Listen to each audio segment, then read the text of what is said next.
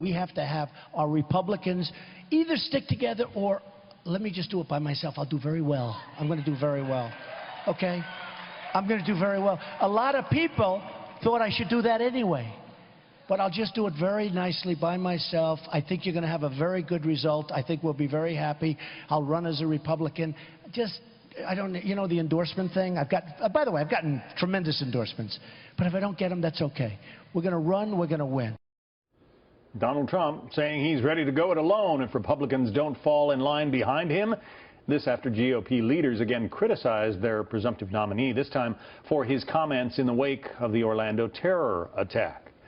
Let's talk about it with Chris Wallace, the anchor of Fox News Sunday here on Fox News Channel and on your big Fox station as well. Go it alone, Chris. Can he do that and win?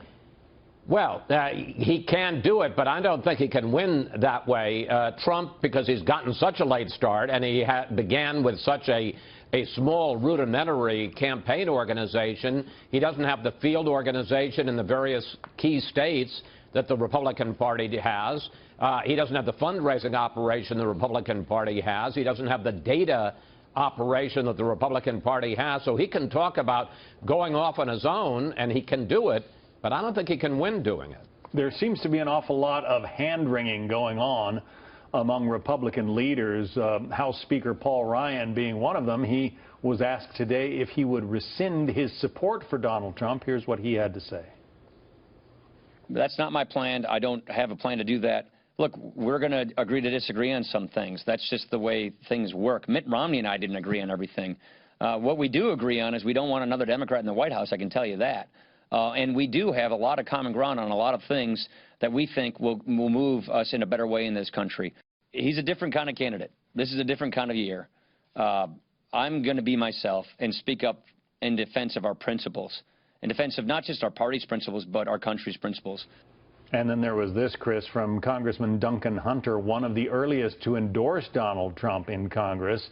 Our Chad Pergram says that Hunter said this today: "I'm done trying to explain or articulate what Donald Trump says. I think what Trump says and what he'll do are two different things. It's not my job to speak for Donald Trump. I'm not even a Trump surrogate. I'm an endorser." I guess consternation about what Trump says is pretty prominent among elected Republicans. Well, you had the remarkable phenomenon yesterday. John Cornyn, he's a senator from Texas, the #2 Republican in the U.S. Senate, saying he's not going to talk about Donald Trump from now till November.